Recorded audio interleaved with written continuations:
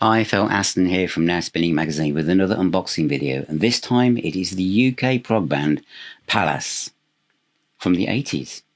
I showcased one of these albums on one of my playlist videos where I think I called them Pallas. Was that how you say it now? Pallas, I don't know how I said it, but it's Pallas anyway.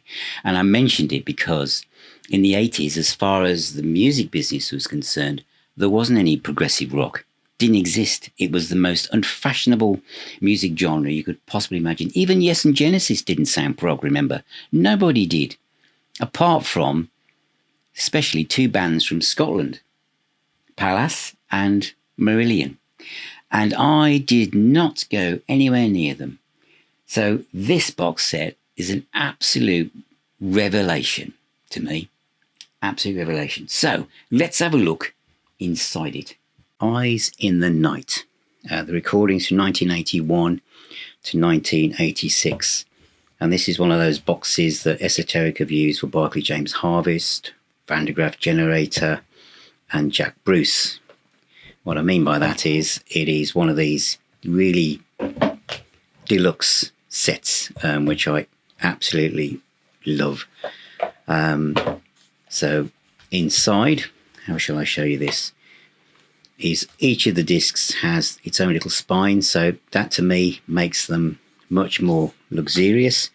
So I'm doing this in reverse order, just the way that they're coming out of the box. Blu-ray, live from London, live at Ritz's Aberdeen, 1985. This one is the Wedge, and again I just like the feel of these as a collector. The Sentinel, the US album mix. The Sentinel with the gatefold sleeve, as many of you bought the vinyl will remember it. At the BBC and more is a little gatefold sleeve as well, with the tracks on the back. And then Arrive Alive, gatefold sleeve, all the tracks on the back. And then we have a poster, which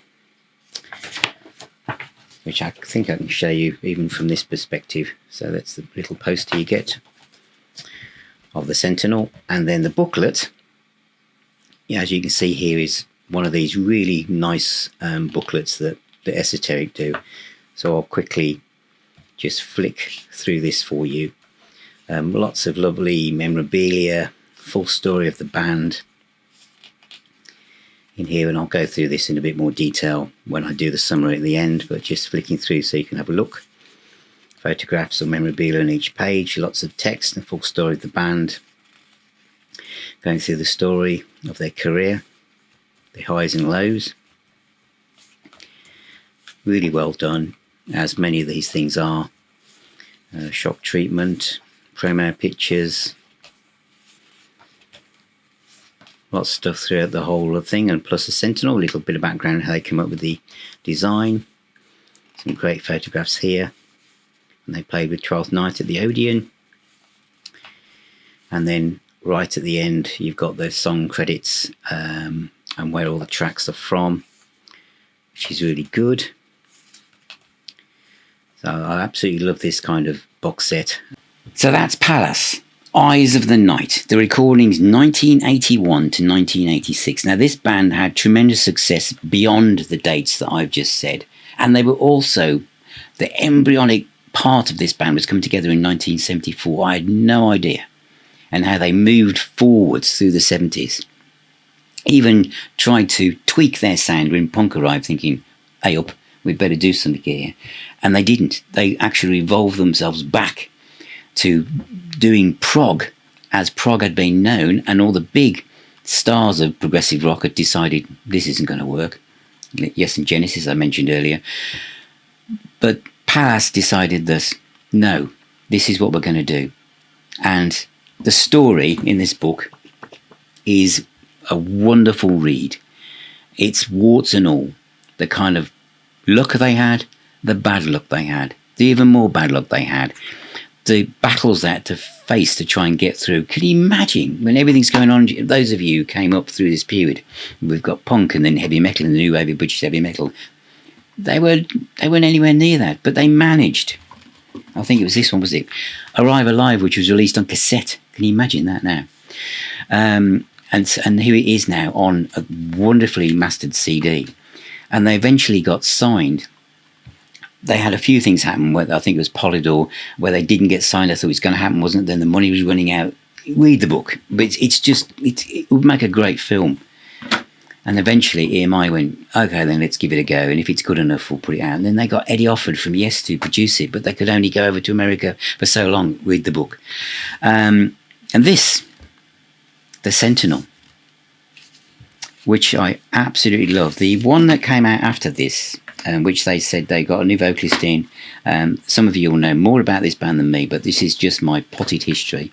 But it was very exciting. The Wedge, where they wanted to go for a more contemporary sound, and they did. There's elements of Tears for Fears in this. It is harder edge, but there is this kind of 80s kind of use of keyboards and stuff. I can see where they were going, and where they were obviously thought we're taking prog in a different direction, like progressive rock has gone now. And in the fact that the way some people now look at Tears for Fears and think that some of their stuff was actually not that far removed from where progressive rock was heading. But to me, playing them back to back, The Sentinel has it. And what was interesting was that in the book, read the book, The Sentinel was seen as they were quite disappointed with the sound, feeling that it didn't have the oomph and power. So in America, it was remixed, and so you've got both versions in this box set to listen to. I like the original mix as well. I'm really pleased that you've got both of them in the box, and the last version they play was the American one. But maybe the band were being a bit hard. I like them both, and of course the UK one has got lots of extra tracks as well. There is a live CD as well, Aberdeen 1985, which is fantastic, and you've got a Blu-ray, which is really tidied up. Also with the Eyes of the Night official video has been cleaned up as well. But it's wonderful to watch. It's Blu-ray and the quality is incredible. And the other disc in here is the BBC and more, which is fantastic. There are tons of extra tracks. It's absolutely a great box set, and I've really enjoyed it. And this is a band that completely passed me by at the time, because I'd got assumptions of what I should be listening to and what was cool to listen to, and they weren't on my radar. And there's loads of people in the Now Spinning Magazine music group who've bought this, and lots of fans, bands like IQ, Marillion, of course. And it's great that the lights are now shining on this band, who had tremendous success later in the 90s and beyond as well. But this is superb. Pallas. Pallas.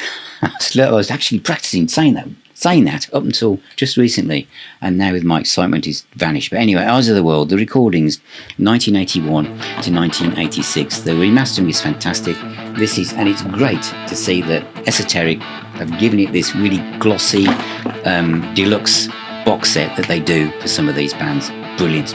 So thank you for watching, thank you for being here. Remember, music is the healer and the doctor. Buy some Now Spinning Magazine merch, support the channel, like, subscribe, become a Patron YouTube member. Thank you so much for being here and being part of this community. Take care, keep spinning those discs, and I'll see you all very, very soon.